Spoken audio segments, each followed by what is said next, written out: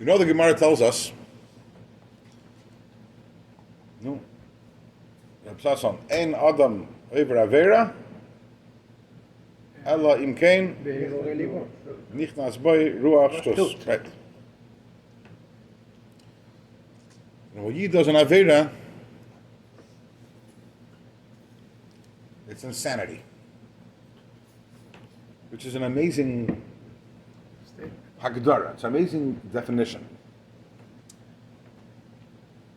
Because you're going to say, we don't say that a person does an Avera, when you do something Avera, they're evil.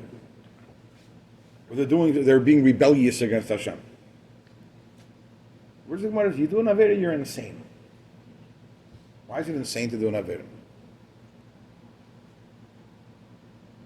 What's the definition of insanity? So the way it's explained in Tanya and Chassidus, why is it insane? Because if you took a moment for a second and thought about it, you'd realize that your greatest and most important desire and goal and aspiration in life is to connect to Hashem.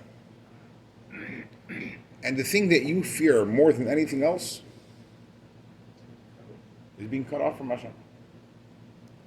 What's the proof? Usually you go over to a person and say, what do you fear more than anything else? What is the average person going to say? Well, maybe some people will say speaking in public. But really, what's the biggest fear that a person has? Is dying.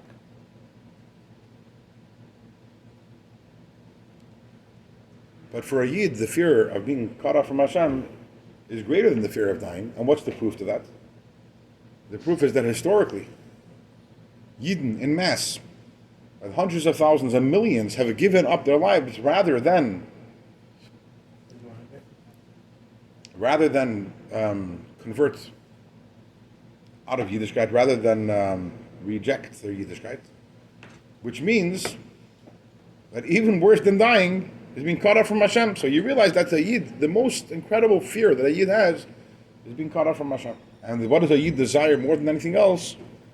Is to be connected to Hashem.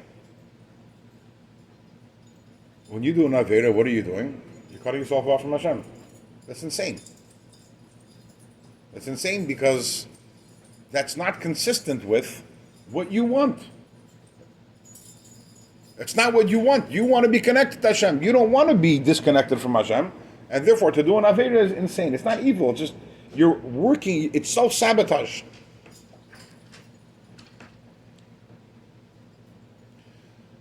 When the Gemara says that to do an Avera is a Ruach Shtos, is an insanity, so what's the Raya? The Raya is from this week's Parsha. This week's Parsha, it says, Ish ki sista ishtai. The word sista is, right, as so at least is related to the word shtus. One is a sin and one is a shin, but related. So from here we see that if so it can be read, ki sista, the Pashup shot, Ish kisista ishtai means that if a person whose wife sister, she veers off the path of tznius. But it can be read also ish kisista ishtai, a person whose wife does something insane. So from here we see that an Avera is a Ruach Shtos. So the Rebbe asking us a simple question. Chazal are asserting that every single Avera is a Ruach Shtos. It's insane to do every Avera. If that's the case, and if the Torah wants to tell us that every Avera is insanity, so by what sort of Avera should the Torah write the word shtus? By a very severe Avera, or by a Avera which is, you might want to say, from the Kalois, an easy Avera. Not that there's such a thing as easy Avera, but what would you say? It should tell you why, and then you make a Kal V'chomer. If it would be a small Avera, again, everything relative, those things are small Avera, but relative, then you could say, if that small Avera is insanity, Alachas Kama V'Kama, how much more so the big Averas? But no, what does the Torah do? The Torah makes that statement by a case of niyuf, adultery. Adultery is one of the Aseres HaDibros. Adultery is one of the Averas that you hareg Right? So the Kal Chemer doesn't really work. Maybe only a big Avera is an insanity. So the Rebbe doesn't really answer the question. But the Rebbe says there has to be a reason why the Torah would say it, dafka by this case of Eishes Ish, this case of adultery, because there's something instructive. There's a reason why the Torah chooses, even though it would seem logically the Torah should put it by a Latra Avera, there's a reason why the Torah chooses specifically to do it, to put it by adultery. What is that reason? Because adultery is the reason why it's a roshtos. The understanding that every single time a yid does an avera, it's adultery. That's why it's a roshtos. Why is because we're married. We're married to Hashem. Whole Shir Shirim is right. Hashem is the husband, and we are the wife, and we're married. If we're to understand that every single avera is ish kisiste ishtoi, is pashat, then we would, and that's why the inadonei for avera elim ken yikmas beirostus is dafka over here. And the idea of marriage is a very instructive example. Why is that? In marriage also, there's what we call kalos and chamuris, meaning in marriage, a spouse can be guilty of a small infraction, and a spouse can be guilty of a large infraction. A small infraction is, you come home from work and you're in a bad mood and you scream at or you're nasty, or you don't have to scream necessarily. There's more classy ways of being rude without screaming, right? Being passive aggressive or sarcastic or whatever it may be. A small infraction can be your wife wants you, put on the toilet seat when you finish. I don't do it. Whatever, right? Throw your socks in the hamper, not on the floor. Right? Small infractions. Not being there for your spouse when he or she needs you. Now, there are big infractions. Big infractions in terms of being abusive, bigger infractions in terms of real cases of insensitivity. And then obviously there's the biggest infraction, which is actual infidelity, is being unfaithful. What is the common denominator between every infraction, whether it's a big one or whether it's a small one?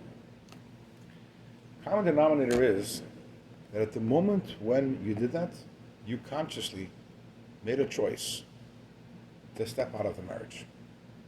Because in marriage, you don't do that. In marriage, you don't treat your husband that way. In marriage, you don't treat your wife that way. So at this moment you said, it was a statement, right now I'm not married. Now, you can have one infraction that's more severe, one less, but in terms of that essential statement that you're making, which is, at this moment, I'm not connected with you, I'm not united with you, because if I was connected and united with you, I wouldn't be doing this. I'm separate from you. We're not one, we're not a we, we're two separate things, there's no difference. Why is it real? Sorry? As a country, why I'll do you check. call that a real? One sec. Getting there. People do things inadvertently. They don't mean to do it, and the spouse is insulted, or they feel rejected, but the person had no intention of doing anything like that. So, At the moment, we're talking about intentional. We're not talking about unintentional. Would you, however, say there's no difference between a small infraction and a big infraction because they're all the same? You wouldn't say that. No. But what's the difference? The difference is not so much in the moment of the infraction, because at the moment of the infraction, any infraction is a separation. And a complete separation, a complete divide. The difference is in terms of the after effects. What? The after effects. After effects. How long does it take to recover from this? Can I recover from this? There's sometimes that the infraction is so large, that's it. It's broken forever. Sometimes it's a large one, but not. It takes a long time to remove the stain and to atone and to correct. If it's a very small thing, you move on right away. The same thing is when it comes to Averis. This is what the Rebbe explains it in Tanya, and Perich of Beis, and Perich of Dalet. Every time a Yid does an Avera, it's a statement. I'm removing myself from Hashem. And there's no difference between a big Aveda, a small Aveda, Chamura. But are there differences in Avedas? Yeah. Some Avedas, they're so large, but it's in the after effect. So some Avedas are karas. That's it. You're cut off. Some Avedas, the after effects are less. That's why also why different Avedas have different types of punishment, different types of Gehennim. Because it's not about, it's about cleaning off. How long does it take to clean it off? How long does it take?